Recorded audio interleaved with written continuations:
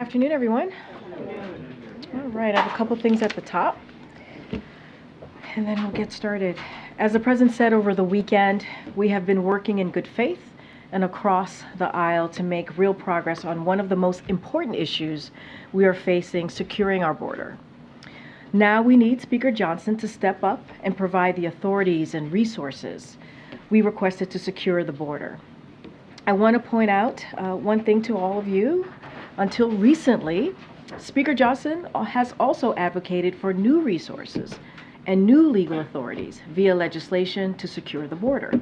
The Trump administration argued the same thing with the full-throated endorsement of then Congressman Mike Johnson. For his part, over the last 2 months, President Biden and his team have been working with a bipartisan group of senators to put together the toughest, and the fairest border security bill in history.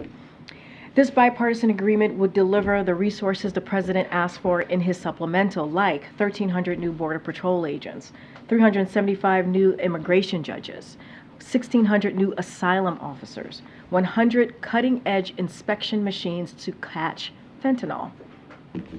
It would also provide a president with a new emergency authority to secure our border when it becomes overwhelmed. And as you heard from the president, he would use that authority if the bipartisan agreement became law. Now, if Speaker Johnson continues to believe, as President Biden and Republicans and Democrats in Congress do, that we have an imperative to act immediately on the border, he should give this administration the authority and funding we're requesting to secure the border. Now, after 3 months, or 3 months ago, President Biden issued a landmark executive order to ensure that America leads the way in seizing the promise and managing the risks of AI. The order directed sweeping action to strengthen AI safety, security project, and protect Americans' privacy, advance equity and civil rights, stand up for the consumers and workers, promote innovation and competition, advance American leadership around the world, and more. Today, Deputy Chief of Staff Bruce Reed convened the White House AI Council consisting of top officials from across government. Agencies reported that they have completed all of the 90-day actions tasked by the EO, including using the Defense Production Act to compel developers of the most powerful AI systems to report vital information, and they have drafted a proposed rule to compel U.S. cloud companies to report on providing computing power to foreign governments. President Biden's directive to his team has been to move fast and fix things. In just 90 days, the Biden-Harris administration has taken the most sweeping actions of any country to harness the promise of AI while putting in place strong guardrails to protect against the risk. 15 years ago, then President Obama signed the Lilly Ledbetter Fair Pay Act into law, marking a victory in the fight for equal pay. To build on the progress we've made under this law today, President Biden announced new actions to advance pay equity for the federal workforce and employees of federal contractors. These new actions will help pay millions of workers fairly, close gender and racial wage gaps, and result in tangible benefits for government workers. These policies are good for workers, our economy, and American families. They advance pay equity and strengthen the economic security of women across the country. And the president remains committed to building on this work. And finally, I have two shout outs in the room. First, I want to introduce you all to Sam Michel, who is joining us in the briefing room today. He has been loaned to us from USTR. I want to personally thank the administrator for allowing Sam to be with us while Emily is on maternity leave. He'll be, of course, acting Deputy Press Secretary while she's out. We hope you take a moment to come to the back, come to Lower Press, and say hello to Sam. We're very, very happy to have him for these next couple of months. And one more shout out, we want to congratulate Doug Mills on becoming a grandfather. Congratulations, Doug. And welcome you back to the briefing room. I know you've been gone for some time, and we are really excited to have you back. And again, congratulations. We have missed you, my friend. And finally, I'm going to give it over to Admiral John Kirby, who's going to give an update on the Middle East. Admiral? Afternoon, everybody. I know there's a lot of interest, and rightly so, in the attacks, that attack that our troops faced over the weekend in Jordan, an attack that claimed 3 of their lives and sent more than 30 of them to the hospital, some with serious injuries. So I just want to make a few points right at the top. First, the President and the First Lady, as well as everyone in the administration, send their condolences to the family of those who were killed. No Blue Star family ever wants to become a Gold Star family. And sadly, there are now 3 more families on that roster. It's hard to imagine the grief that they're feeling right now and that they will feel for the rest of their lives. We want them to know that we'll make sure that they get all the support that they need and that we mourn with them. We also wish a complete recovery for all those wounded in this attack. They are receiving and will continue to receive the very best medical care that the military can provide them. Second, these troops were conducting a vital mission in the region aimed at helping us work with partners to counter ISIS. And even as the Defense Department gathers more information about the attack, that mission must and will continue. Third, the counter-ISIS mission is separate and distinct. Indeed, it has been long-standing and unrelated to our efforts to support Israel and to prevent a wider conflict in the region. We do not seek another war. We do not seek to escalate. But we will absolutely do what is required to protect ourselves, to continue that mission, and to respond appropriately to these attacks. Now, I know the first set of questions I'm going to get are, well, what does that look like? What's appropriate, and what response options is the President considering? I hope you can understand why I'm not going to telegraph any punches here from the podium, nor will I get in front of the President or his decision-making. He's met twice with his national security team, yesterday and today. He's weighing the options before him. As he said yesterday, we will respond. We'll do that on our schedule, in our time, and we'll do it in the manner of the President's choosing as Commander-in-Chief. We'll also do it fully cognizant of the fact that these groups, backed by Tehran, have just taken the lives of American troops. And I think I'll leave it there. Now, quickly, just on one other topic. Over the weekend, National Security Advisor Jake Sullivan held more than 12 hours of meetings in Bangkok with his counterpart from the People's Republic of China, Director Wang Yi. Mr. Sullivan and Director Wang took stock of progress on key issues following the meeting between President Biden and President Xi back in November. Now, that includes discussing efforts to resume military-to-military communication, which has occurred, addressing artificial intelligence, safety and risks, and advancing bilateral counter-narcotics cooperation. In fact, the launch of a working group on counter-narcotics will begin tomorrow in Beijing. Our delegation will be led by Deputy Homeland Security Advisor Jen Doskell. The two sides also held constructive discussions on global and regional issues, including those related to Russia's war against Ukraine, the Middle East, of course, the DPRK, South China Sea, and Burma. And they also discussed cross-strait issues. And with that, I'll take some questions. Thanks, John. A couple of just basic fact pattern questions. Can you confirm that the initial reports suggest that the attack drone that killed the U.S. forces was misidentified for a U.S. drone that was returning to that base? I cannot. Can you update us on has the U.S. definitively confirmed attribution of the attack beyond just vaguely Iran-backed militias? Do you have a specific militia group that you know launched this attack? We're still working our way through that right now.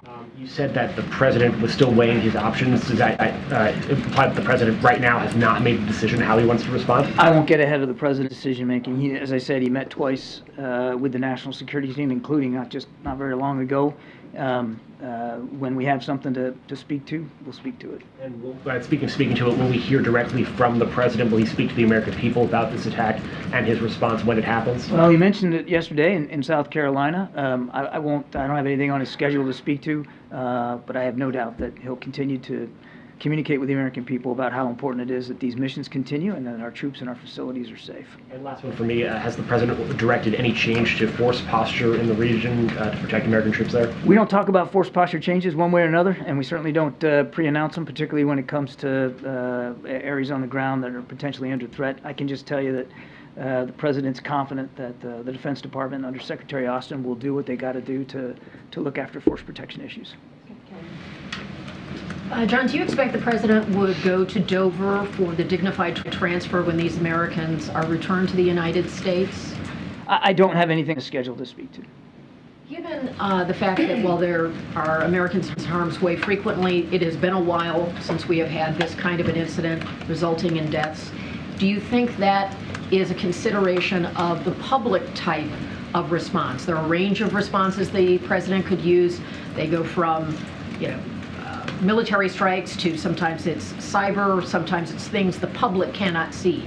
Do you believe this event rises to a level where whatever the president's decision is would have a public, we would know when? You mean you're going to know? Well, again, without getting ahead of the president's decision making, I won't do that. And as I said in my opening statement, I'm not going to telegraph punches. We'll make these decisions on our own time. As I said, the president will choose for himself how he wants to respond. And as I said in the opening statement, we'll do it fully cognizant of the fact that now, and what just happened, American lives have been taken. And so his decisions, whatever they are, will be informed by all those circumstances. What that looks like and when that comes, I'm just not able to say right now. Thanks, Admiral. Was this strike in Jordan fundamentally different than what American forces have been facing for months now? In other words, does the U.S. believe this was a deliberate attempt at escalation? It's fundamentally different now because we have 3 families who just got the worst possible news. That's different. And the scope of the wounded now, more than 30 injured, some of them seriously, that's also different. And it's possible that the number of wounded could go up. As you may know, traumatic brain injury symptoms, for instance, don't present themselves right away, and that is a very serious physical injury itself. But this wasn't the first drone attack on an American facility in the region. There have been others. And the fact that this one had lethal consequences doesn't mean that the previous ones weren't intended by these Iran-backed militias to have that same effect. This time they killed Americans and they wounded a lot of them. It doesn't mean that they wouldn't have preferred that outcome in the past. An official has told ABC News, confirming the report about how the troops there had mistakenly identified the drone as one of their own. Can you talk about how this might have gotten past the defense systems at Tower 22? I think I'm going to let the Defense Department talk about the forensics on this. I'm sure that they are already picking it apart and trying to figure out how this happened, and it'd be inappropriate for me to get ahead of that. And in your interviews all morning, you didn't rule out a strike in Iran. Can you just talk a little bit about the array of options in front of the president? And for instance, could this be in phases? Could we see a smaller scale one, then a larger scale one later? Like what's the array of options? No, I'm not going to do that. I appreciate the question. That's why I tried to take it out of the consideration in my opening statement. I'm simply not going to talk about that right now. Do you think this could complicate the ongoing ceasefire negotiations to release more hostages? There's no reason that whatever our response is, there's no reason for that to have an impact on our ability to try to get these hostages released. And as I said last week, so I can say today, those discussions are ongoing. We believe they have been constructive and are moving in a good direction. Don't want to sound sanguine here. There's a lot of work left to be done. We don't have an imminent deal to speak to, but based on the discussions we've had over the weekend and in recent days, we feel it's moving in a good direction. Thanks, Karine. John, how does the president balance a desire to not see escalation in the region with a decision to respond? That's the hard part of it, isn't it, Jeff? I mean, that's what being commander-in-chief is all about, is acting in accordance with our national security interests. What's unacceptable to those interests and what has to be done to protect those interests. There's no easy answer here. And that's why the president is meeting with his national security team, weighing the options before him. He'll do that as he's done in the past in a very careful, deliberate way, so that our national security interests are best preserved. And has the president, has the administration communicated via a third party to Iran the message that you're saying on TV about not wanting to have escalation? I am not aware, as you and I are speaking, that there's been a private message relayed to leaders in Iran. We have done that in the past, but as you and I are speaking right now, I'm not aware of such a mechanism. And just on the hostages, can you give us an update on the latest there and what you expect in terms of a ceasefire? Well, again, the discussions have been pretty constructive. What we're and I want to be careful here because don't want to say anything that would torpedo the deal we're trying to put in place, but. What we're trying to work on is another humanitarian pause of sufficient duration that will allow a large number of hostages to get released. And as you've seen in the past when we did this back in November, you got to have a pause in the fighting to get them safely out. So that's what we're aiming at. And then of course, if you get that period of time, whatever that ends up being, then you can take advantage of it to get more humanitarian assistance, and certainly when there's a pause in the fighting, that means there'll be a reduction in civilian casualties, which is also a goal of ours. Admiral, can you confirm, is the president currently actively considering potential attacks inside Iran? We are not looking for a war with Iran. We are not seeking a conflict with the regime in a military way. And as I said in the opening, we're not looking to escalate here. This attack over the weekend was escalatory. Make no mistake about it. And it requires a response. Make no mistake about that. I will not get ahead of the president's decision making. So you're not saying either way whether striking inside Iran is or isn't. We are not table? looking for a war with Iran, MJ. I am not going to speak to the president's decisions. And the administration's assessment for a number of months now has been that Iran does not want a direct war with the U.S. either. Does yesterday change that assessment? I'm not at liberty to discuss or to speculate about what the Supreme Leader wants or doesn't want. Clearly, these attacks continue, and now they've had lethal consequences. We know these groups are supported by Iran. Make no mistake about that. We know that.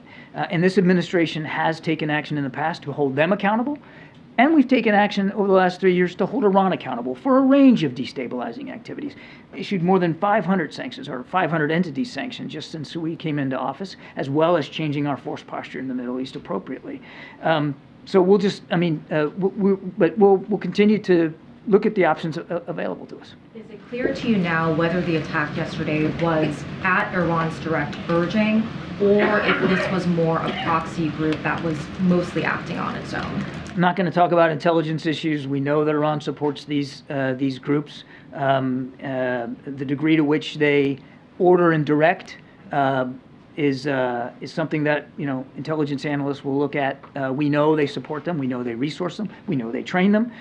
We know that they're certainly not discouraging these attacks, whether it's attacks by the Houthis, what Hamas did on the 7th of October, what Hezbollah has proven capable of doing, and now, of course, what these militia groups continue to do in places like Iraq and Syria, and now Jordan. And just one last one on the UNRWA controversy. Israel says that they have information about 13 employees who were connected to the October 7th attack. Do you have any reason to believe that that might have been more widespread, that there could be information that later indicates that it was beyond those 13 people? I haven't seen any information that affirmatively makes that case, that it's more than now 13. I think last week we were looking at a dozen. That's why an investigation is so dang important here, so that we can look at the scope of the problem set. But you got 13,000 UNRWA employees, the UN Relief and Works Agency. You have 13,000 of them in Gaza alone. And as I said last week, let's not impugn the good work of a whole agency because of the potential bad actions here by a small number. I am not dismissing the seriousness of the allegations against those employees. And whether there's going to be more that will be found, hopefully the investigation will give us more insight. It is important. And look, the UNRWA staff, Commissioner General, and the UN Secretary General Guterres last week made it clear they're taking this seriously. That's our expectation too. It's really important that this investigation be as thorough and as transparent and as credible as possible, and we're going to be watching real closely. John, can I push you a little bit more on the hostages and the linkage between the potential linkage between the hostages and whatever action you guys decide to take? One of the things you guys have talked about since October 7th is how intertwined the region is, whether it's Lebanon and Hezbollah or Hamas or Iran or the Houthis, and the difficulty with not wanting to set fire and a spark in one place that then goes all around the region. So what gives you any confidence that if you guys are close to a deal on the hostages and then the president orders a strike, that deal doesn't fall apart as a result of outrage and anger in the region at the actions of the United States? And how does the president make that calculation given 6 Americans still in Gaza and the other hostages and everything else? I didn't say we were confident, though, Mike.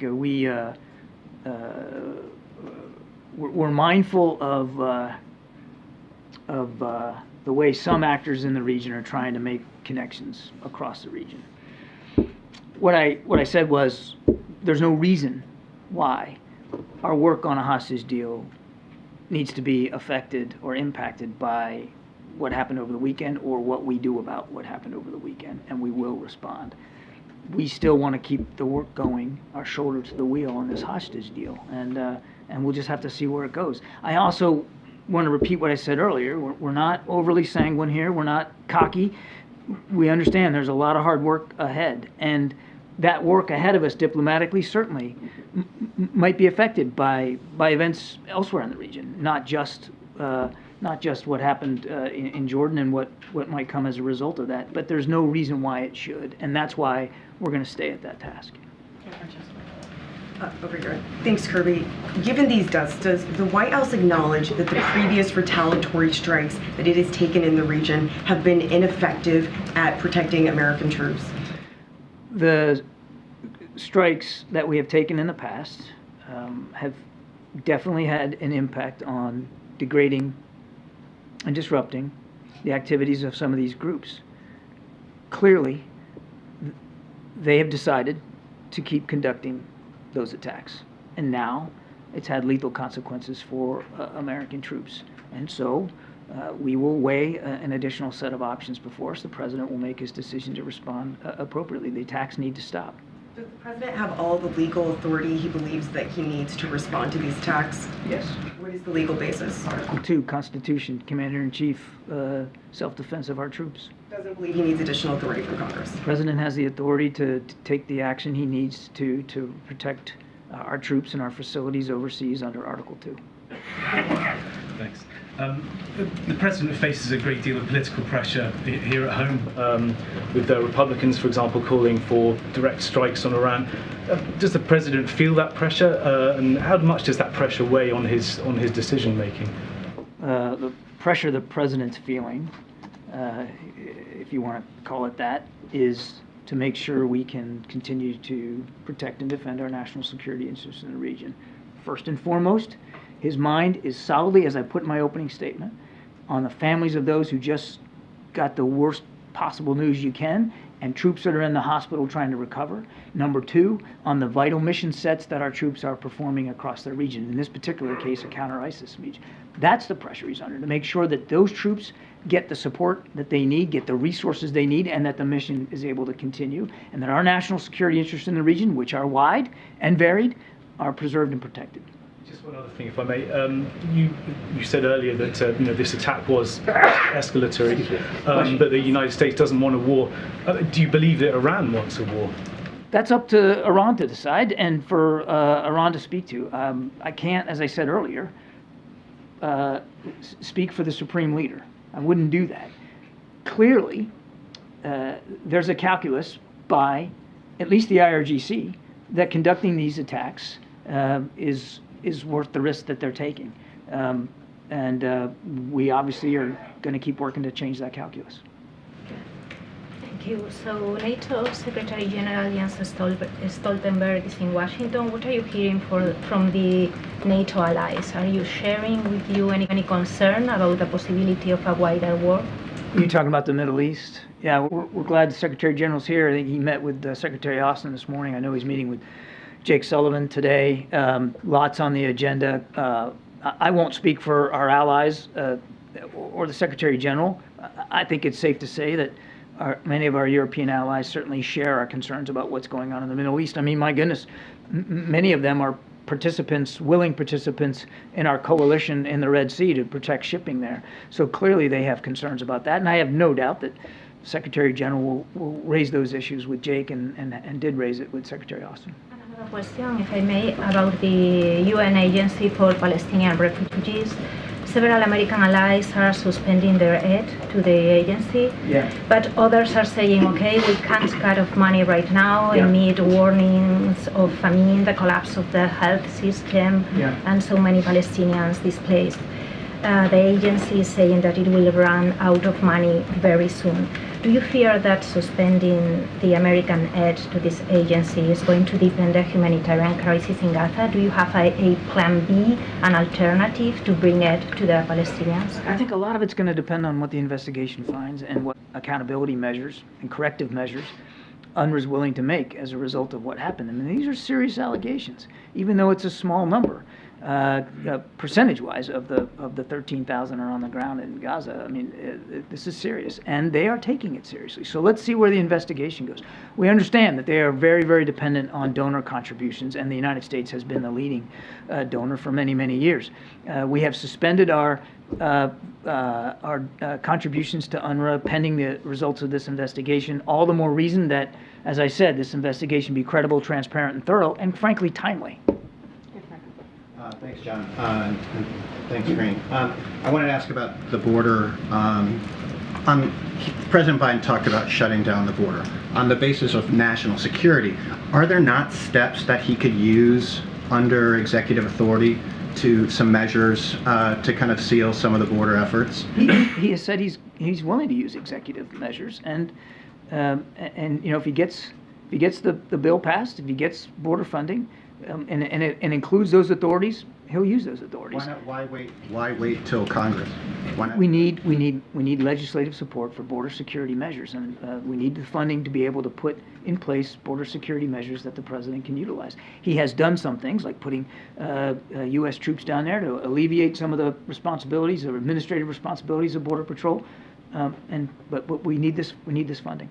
And if I could ask about Venezuela, is the president considering any steps to take against Venezuela, whether it's tightening sanctions, regarding the High Court's decision to uphold the ban on the only viable opposition candidate posing a challenge to Maduro? The Maduro regime, when they signed on in October down in Barbados, made some commitments about opposition political parties, about free and fair elections, and what all that meant. And they haven't taken those actions. Now, accordingly, they got till April to do so. So we have options available to us. I'm not going to preview any of those at this time, but we certainly have options with respect to sanctions and that kind of thing that we could take. They've got till April. They need to make the right decisions here and allow opposition members to run for office and release the political prisoners that they're holding right now. Thank you. Admiral, so the U.S. is backing Israel annihilating Hamas, which is an Iranian proxy. Well, why isn't the U.S. doing the same thing with other Iranian proxies, like the one in Iraq, the one in Syria, which resulted in the death of the 3 servicemen, and down the road maybe in Yemen? Why is there's not a consistency? Hamas violated a ceasefire that was in place, slaughtered 1,200 people, basically started this war against Israel. We're going to support our ally and our partner Israel as they fight this war. We are not. Go back to what I said in the beginning. We're not looking for a war with Iran. And already at war with Iran, isn't that clear? We're not looking for a war with Iran. And can you... Karine. John, I just want to clarify 2 of your previous answers in this briefing.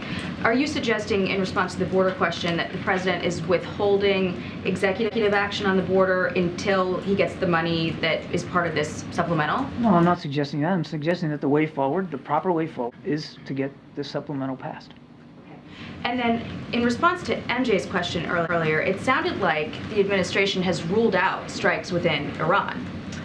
Jackie, I appreciate the question. I think you can understand. I hope you can understand. I'm not going to telegraph punches here. We are not looking for a war with Iran. We are not looking to escalate the tensions any more than they already have been escalating. In fact, everything we've done has been designed to try to de-escalate those tensions.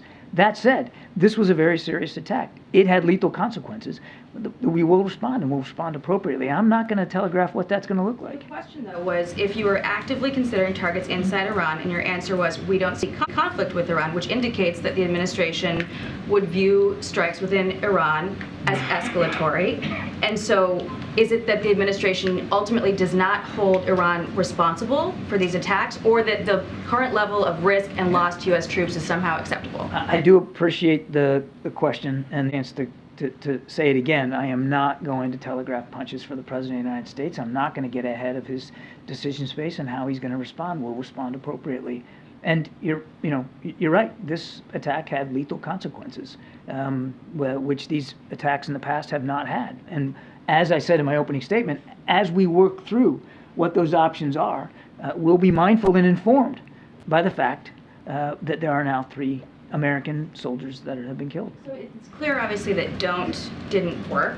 Does the president have any regret over not punching back harder in any of the prior responses that he's taken to these proxy attacks on U.S. forces? I think I would push back on the idea that we didn't push back harder. That we have taken significant action against Iran economically. We have certainly taken some additional and more aggressive steps to go after these groups.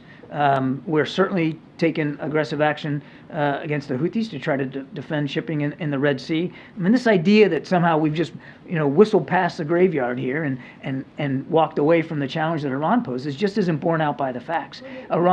These proxy groups have been attacking our troops and our facilities in Iraq and Syria well before this administration as well.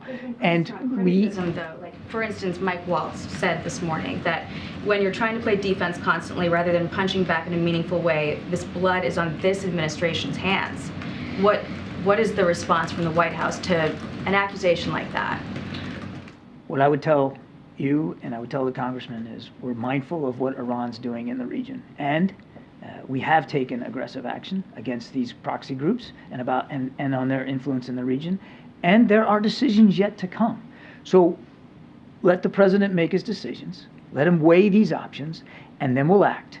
These groups have choices to make, and we're going to do everything we can to make sure that they make the right choice here. But the idea that we have somehow laid down and not pushed back on Iran is simply not borne out by the facts.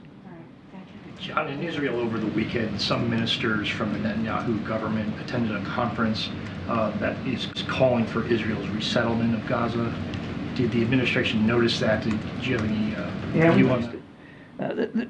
Some of this rhetoric and the language that was attributed to some of these ministers at this event, irresponsible, reckless, incendiary, I'd go so far as to say, and certainly doesn't comport with our strong policy statement. What we have made clear that there can be no reduction in Gazan territory. What does it say, though, about the persuasive efforts you've made to try to prevent Israel from pursuing these settlements? Look, I wouldn't, you got a couple of ministers in the cabinet using this reckless behavior, or conducting this reckless behavior and making these incendiary comments. That doesn't mean that we still don't have an open line of communication with Prime Minister Netanyahu and his cabinet, the war cabinet, and that they haven't been receptive to listening to us and to our messages. These are individual cabinet members. They can speak for themselves and what they said and what they did. It doesn't comport with our view, and we find it reckless. In the back. Thank you. Oh, sorry. You said that the president, in his response, has authorization under Article 2. Does that mean that he's planning to bypass Congress in any matter of war in terms of this response? I'm not going to get ahead of his decision making. He has the authority under Article 2 as Commander-in-Chief, and as we have in the past, so we will in the future appropriately inform leaders in Congress about what we're doing in keeping with that authority. Okay, so I just want to follow up, because the president was sent a letter on Friday from a bipartisan group of lawmakers, and he had been accused of unauthorized strikes against the Houthis by bypassing Congress. They said no president, regardless of political party, has the constitutional authority to bypass Congress on matters of war. Do you think that that would apply here, given this escalation? We're not at war with the Houthis. We're not looking for a war with Iran. The president is comfortable that he has the appropriate legal authorities to act in self-defense of our ships, our sailors, and our troops and our facilities at sea or ashore. Right. Isn't it time to involve the American people? I mean, given the fact that the American people were not happy about, I suspect the American people are not happy about attacks on commercial shipping in the Red Sea. I also suspect they're not happy about seeing American troops killed at a base in Jordan. The president has the authority to defend those troops and those facilities, and he'll do that. He's weighing all of his options. This is an election year. Is the president looking at his polling when he's weighing all of these options? Is the president looking at what? My goodness. That's a heck of a question. He's not looking, ma'am, let me just stop you right there. Let me finish my question. Commander-in-Chief is not looking at polling or considering the electoral calendar when he's defending. How they feel about the war on Gaza? Oh, now can I answer the question? He's not looking at political calculations or the polling or the electoral calendar as he works to protect our troops ashore and our ships at sea. And any suggestion to the contrary is offensive. Is he looking at the polling with respect to, Ma'am. does the American public want a broader Middle East conflict when he weighs his political decision-making? Ma'am, I've answered that question. Okay, let's go. You didn't answer that question. Is he weighing that? He is not concerning himself with the political calendar. The American public have the opportunity to weigh in on whether they want Made in America stamped on the bombs that are going to be dropped. We're going to move on. Go ahead, Phil. Thanks, Karine. You touched on this briefly in response, I think, to Jackie's question, but what is the president's response to Republican critics who are of the mind that this attack was the result of perceived weakness? For instance, the chairman of the House Armed Services Committee said that President Biden's fear of escalation has morphed into a doctrine of appeasement. They can speak for themselves. That's obviously not the way we see this. We have held Iran accountable, as I've said, through various means and methods. We will continue to do that. We'll continue to act to defend our troops and our facilities and the missions and our national security interests. And then a follow-up on the border. The terms of the Senate deal that are under discussion would give DHS expulsion authority if border encounters hit an average of 4,000 a day over the course of a week. Does the president consider that threshold of daily encounters a crisis? I'm not going to negotiate in public. I'm not asking, of course. You're asking me about a specific provision that you allege is in the deal. And as Karine has said many, many times, and she's absolutely right, we're not going to negotiate here in public of what's in or what's not in this deal. Setting aside the deal in question and waiting for more details to come to light, is there a number in particular with regards to border crossings that the president would see as a crisis? The president himself has talked about the fact that there's a crisis going on at the border and the numbers are too high, and we're going to do what we have to do regionally, not just with our own border patrol, but regionally with Mexico and other countries to see if we can get that number down. All Thanks, sir. A question on Venezuela. My colleagues are reporting that the administration will restore sanctions on the country's energy sector if opposition candidates are not allowed to run. If Venezuela were to lift that ban, would the U.S. not take the options that you were referring to earlier? A lot's going to depend here on what Maduro and his regime do. They've got till the spring to honor their commitments, the commitments they made back in October, to allow opposition parties and opposition candidates to run freely as qualified for president and to release political prisoners. They've got the they've got decisions they have to make before we weigh what decisions we'll take. John? Thanks a lot, Karine. John, the Iranian Foreign Ministry has denied any involvement in this drone strike in northeast Jordan. What's your response to that denial? They support these groups. They resource them. They provide them weapons. They train them. They certainly aren't discouraging these attacks. Now, to what degree it was directed out of Tehran, I can't say. And I wouldn't get into intelligence assessments one way or another, but clearly they continue to support these groups. So clearly there is a responsibility that appropriately needs to be laid at the feet of leaders in Tehran. And then you also said the president is consulting with his national security advisors in terms of what steps he may take in response to what happened on Sunday. Will the president also reach out to congressional leaders just to consult with them? Will he reach out to, for instance, as we have in the past, so we will in the future. We will do appropriate notifications with leaders of in Congress, as we have just in the recent past. We'll continue to do that appropriately going forward. Last question. Yes. Thank you, Karine. Thank you, Mr. Kirby. Two questions. The AP is reporting that apparently there was a confusion between this enemy drone and another drone that has been launched out of this U.S. installation. And I guess two officials have stated that this was a confusion, and apparently the enemy drone was confused with an American drone that was returning back to that U.S. installation. Do you guys have any information about that? That was, I think, one of the first questions I got here in the briefing, and as I said then, I can't corroborate those accounts by U.S. officials. The Department of Defense is, as you would expect them to do, going through all the forensics here to figure out exactly what happened and how to make sure it doesn't happen again, and I certainly would not get ahead of them on that. Just going back to the Venezuelan subject that we've been discussing. As you know, Maria Corina Machado is a leading opposition candidate there. She's been banned from running for office for 15 years by the Venezuelan Supreme Court. Does that put things in perspective? Because there's some reporting that the U.S. is expected to renew the sanctions against the Venezuelan oil. Again, we now dealt with it a few times here. I don't have any additional context to relay to you. Mr. Maduro and his regime have decisions they have to make. We want to see them meet the commitments they made back in October to allow opposition parties and candidates to run appropriately and to release political prisoners. We have decisions to make as well. If they don't do that, they've got till April. We'll see what they do. Thank you. Appreciate it. Thank you. Thank you, John. Thank you. Okay. Speak. Thanks, Karine. Has the president called already, or does he plan to speak with the families of the fallen service members? Don't have any else to read out.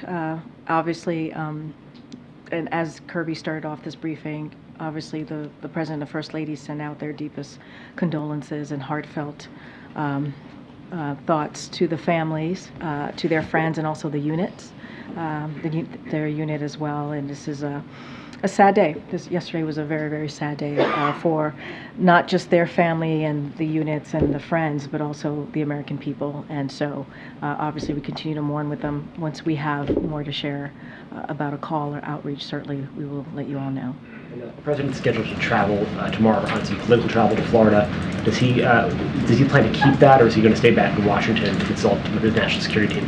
So the president will continue his travels tomorrow to Florida. It's a political travel. So any specific questions you may have, I know you're not asking me. Yeah, I know you're not asking me that. Obviously, the campaign will answer those questions about the particular travel tomorrow. The president has been, I think the Admiral started off the briefing saying that the president met with his national security team, including Secretary Austin, this morning, and continues to stay focused on what's going on, obviously, in the Middle East, and continues to stay updated. Just don't have anything to share beyond that. And why is he going to continue traveling, doing political travel in the midst of this? Well, as you know, and you hear us say this all the time, the president is president wherever he travels, wherever he goes. It doesn't change in this instance. Obviously, what we saw happen yesterday in Jordan to our service members is it's a sad day. It's deeply troubling. And you heard the president yesterday in South Carolina. I know you were part of the pool that was traveling with him this weekend. He said, we shall respond, and he means that. Obviously, we're not going to telegraph what that's going to look like, and the president's going to make that decision. Just don't have anything else to share, but he can be president. He was able to speak to that in South Carolina at a political event and made sure that he lifted up the 3 souls, as he said, who were lost yesterday. And so he can certainly be able to deal with an issue like this, a very important one, obviously, anywhere that he is. And then lastly, for me, is the administration contemplating any changes to the supplemental funding request for additional needs for security for American troops in the region after this incident, or the potential response to Somebody was coughing, so I missed the beginning of your question. I apologize. Changes to the supplemental? In light of recent events, will more funding be needed? Oh, I see.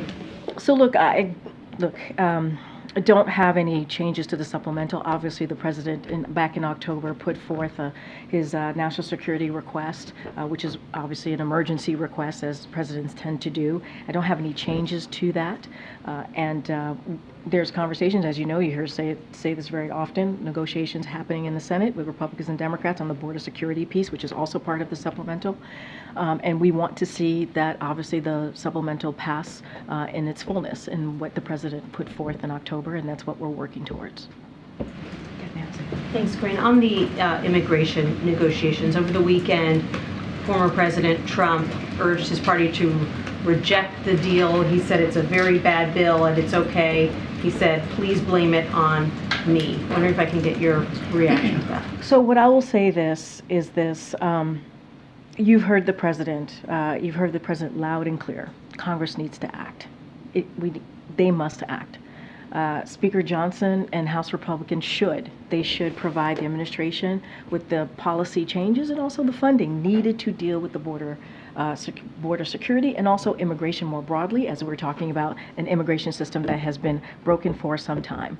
And let's not forget, I mean, this is the thing, right? What the senators of both Republican side and Democrat side have been talking about, what they're dealing with, the bipartisan agreement that they're coming forward with, are things that House Republicans have said, and Republicans more broadly said they wanted. They have said over and over again, this is what they want to see. They want to see tough changes, right? They want to see something that's actually going to be instrumental in being able to deal with what we're seeing at the border. This is what is being worked on. This is what is being worked on right now. And so if Republicans are serious, if they are serious about addressing the situation at the border, if they are serious about addressing the security at the border, if they are serious about really changing real policies and coming up with policies that's going to make a difference and putting forward resources, then they would be part of getting this bipartisan agreement passed. This is exactly what they've been asking for, literally what Republicans have been asking for. And now here it is. It's coming to fruition. It's being discussed. There's potential bipartisan agreement. That's what the American people want to see. 75% of the American people have said that they want this issue to be dealt with. An issue that, again, that they have been for years. So they should get on board. They should get on board and help the senators get this done. Why do you believe Republicans haven't gotten on board? That's for a speaker. That's for the speaker to speak to. He's been very vocal about this. The speaker seems to want to make this a political football, right? It's like a hot potato. They don't want to hold on to it. But this is exactly what the senators are talking about as it relates to the border security. Coming up with a bipartisan agreement is exactly what they've been talking about.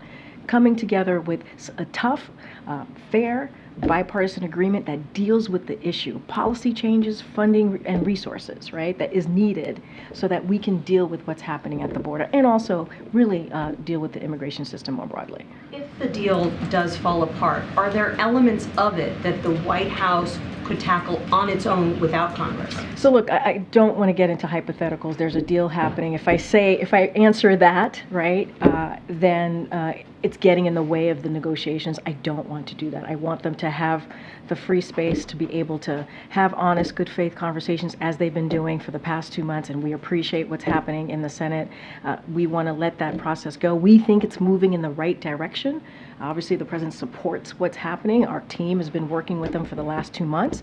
It is important discussion, and we believe, again, we can get this done, and we appreciate Republicans and Democrats in the Senate working for the past 2 months through the holiday as well to really try and work out a bipartisan agreement. Thanks, Karine. The president said the border deal that's being negotiated in the Senate would give him the power to close the border. Speaker Johnson, however, saying the president already has the authority to do that without congressional action on this. What's your response to that? So I'll say this. Speaker Johnson has been very clear as well when he was pushing H.R. 2, even during the Trump administration, that presidents need they need actual authority, right? They need authority, enforcement authorities, and they have said this. The Speaker, when he was then Congressman Johnson, said this: a president needs authority to actually deal with the border and actually deal with the security at the border. And so I don't know what's changed. I don't know why all of a sudden he believes that the president already has the authority when he says that the president needs authority. This is something the Trump administration said. This is something that they agreed when the Trump administration said. And so what is being discussed right now in the Senate is a new enforcement tools that do not currently exist. They do not currently exist. And so that's what the president is speaking to, and he says the moment that he has those new enforcement tools, that he will act. The day that he signs it, he will act.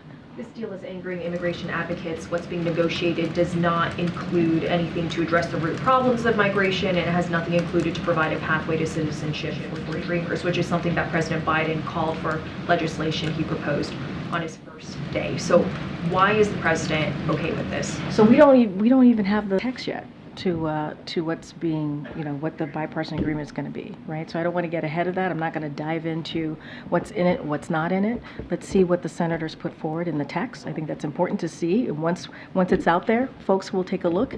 We believe it's going to be tough but fair. And it's going to provide new enforcement tools, obviously, that's going to be important. Policy changes, it's going to be important, but also resources. That's what we believe. But we're not going to get into what's in it, what's not in it.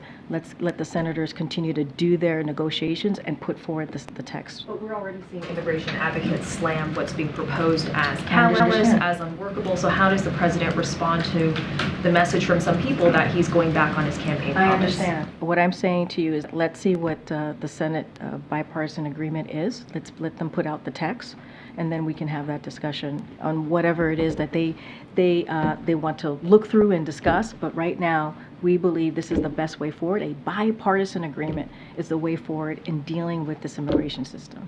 A bipartisan agreement is what we need to deal with what's the challenges that we're seeing at the border. That's what we want to see, and that's what the Senate is working towards. Go ahead, Michael. Back in the winter of 2018 and the spring of 2019, President Trump vowed to shut down the border with Mexico using almost the identical language that the president used on Friday. Many, if not most, if not practically all Democrats called that xenophobic and even racist. Why shouldn't people make the same conclusion about this president's threat to shut down the entire border with Mexico? So we believe new enforcement tools that currently don't exist, that will be, we believe that will be part of this bipartisan agreement, will be fair. We believe it'll be tough, but it will be fair. But he didn't say he wanted to use, excuse me, sorry to interrupt. He didn't say, on day one, I will use enhanced enforcement to improve the processing of people at the border. He said, I will shut the border down. which suggests a total rejection of all people attempting to cross the border without a visa or without proper authorization, which stands in contravention to decades of international and U.S. law that governs the movement of people around the globe and the refugees and asylum system. Yeah, no, So why isn't that the same thing that Trump did? No, I understand your question. What I'm saying to you, the new enforcement tools, right, that we believe that do not currently exist, that will be part of this bipartisan agreement, there are different definitions, right, of what that looks like, of what actually shutting down the border looks like, right? So we're going to let them work through it. We don't know what that looks like exactly, right? What we are asking for, what the president wants to see, is that we deal with the challenges at the border, right? That we have an opportunity to deal with what's going on, the security, and make sure that we have the funding and the resources to deal with what we're seeing at the border. There are different definitions to what that looks like. And so we'll see what the text comes out of the Senate. And so we will certainly have a broader conversation once that happens. But we believe it's going to be fair. It'll be tough. It'll be fair. They'll have the resources available to deal with what's going on at the border, and also there'll be some policy changes as well. But to say that, to define what that looks like right now, it's getting ahead of the process, and we need to let Republicans, both Democrats, there are Democrats up there obviously talking to Republicans, they're both having those conversations on what it will look like, a bipartisan agreement, and that's what you need. In order to really deal with this issue, you gotta do it in a bipartisan way. Just to follow up, you've said a couple of times, as you did just now, that we should wait. You don't want to get ahead of the process. I think your answer to the previous question was that we don't know what's in it. Yet the president and the White House have explicitly said it should pass. And so how is it that on the one hand, the president has said, pass this thing and send it to me, but then when asked about it, you say, well, I don't want to get ahead of it, we don't know what's in it. How because could you say you want to pass it when you don't know what's in it? Here's the thing, both things could be true, and I'll explain why. The White House team has been part of, right, the negotiations, right? And the president has been getting regular updates, right? So obviously, no. What I'm saying is negotiations are still happening. They're literally still happening. They're still discussing this. If I tell you this is happening today, who knows what could happen the next day? And also, I don't want to get ahead of the conversations, right? I don't want to get in the middle of negotiations. And that is true. But the White House team has been really talking to and part of this discussion for the past 2 months. So the president has been getting updates. But at the same time, negotiations are still happening. And that's just the reality that we're in. And talking about that from the podium, that will have an effect on negotiations. And you know that, Michael. It would have an effect on negotiations. Except the president didn't exhibit that kind of caution over the last few days, right? For me, from here, I have to exhibit that type of caution. And the president is the president, right? And he wants to give confidence to the American people that he believes this is going to be, yes, it's going to be tough, but it's also going to be fair. And we have to, in order to deal with this situation, and it'll be a historic, if it gets done, this will be a historic deal. But, we have to get this done in a bipartisan way. We truly do. Go ahead, MJ. Karine, the families of some of the American hostages are back in Washington this week. Is the president willing to meet with them again? I don't have anything to read out. As you know, Jake Sullivan, the president himself, Secretary Blinken, have met with the family of the hostages in the past. Just don't have anything to read out on his schedule at this time. And just we reported last week that the president had met with some of the ceasefire advocates backstage at the UAW conference. I wondered whether this is a kind of conversation that the president is willing to have more of these kinds of conversations going forward, given the immense pressure that he is facing from advocates calling for a ceasefire, calling on him to support a ceasefire. Yeah, so, it's hard to say if he's going to have regular conversations. Look, the president's not the first time that the president has had conversations with protesters from whatever side certainly of the issue that they're on. The president, he says this all the time, he's the president for all Americans. That's something that he believes. He's always willing to hear people out. And he believes, and we've said this before, when it comes to protesters, Americans have the right for their voices to be heard, just as long as they do it peacefully. And so hearing that, what the president speaking to protesters, that's who he is. He's going to listen to Americans and hear what they have to say, just as long as they do it peacefully. I just don't have anything else to read out. Do you have anything you could share just from his end, how he spoke to these ceasefire advocates? I don't have anything to read out. Is the White House tracking the latest developments with Evergrande, the Chinese real estate company that Hong Kong is now ordering it to be unraveled, and the implications that will have for the Chinese economy and potentially the global economy? So I've seen those reports. I just don't have anything to share on the president, where the president is on being briefed about that. If his econ team is watching it and has a view on it, we'd love to hear it. We will make sure we back to you on that. Go ahead, Ed. Thanks, Karine. So the Department of Energy has finalized a rule for energy savings standards on appliances like refrigerators, washing machines, wine beverage chillers, freezers, clothes dryers, dishwashers, electric gas, and stovetops. So is our kitchen one of the root causes that's killing the environment? So let me just start from the top. I do have a couple things to say. As you just stated, the Department of Energy today, they finalized a congressionally mandated energy efficiency standard for residential cooking, as you just laid out, the different products. And what it will do, it's going to reduce household utility costs while improving appliance reliability and performance, which is really important. The standards, these standards, which reflect a joint recommendation from a wide range of stakeholders, including the Association of Home Appliance Manufacturers and Consumer Federation of America. They are projected to save Americans approximately $1.6 billion on their utility bills over 30 years. And so this administration is always committed to using every tool at our disposal to lower costs. This is certainly an option here, right? Something that we've taken, an action that we've done, and is going to be obviously for American families across the country.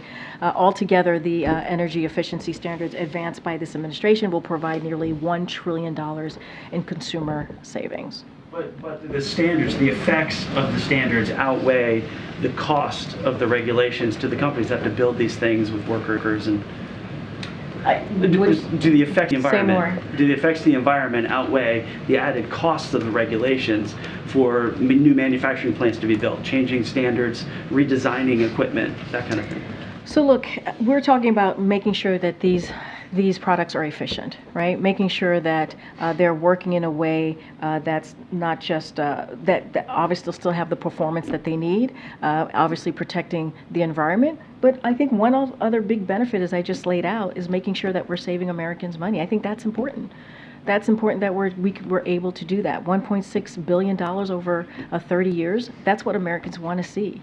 And let's not forget, this is a congressionally mandated energy efficiency. So this is something that Congress went through. This is something that they evaluated, and that's how it got put forward to the Department of Energy. So this has had a lot of eyes on it, right? This has had a lot of research to make sure that this was the right thing to do for the American family, the American people, and I think that's what should matter.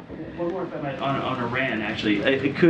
At what point does the president then cut off the money to Iran by stopping or reducing their benefit from oil sales?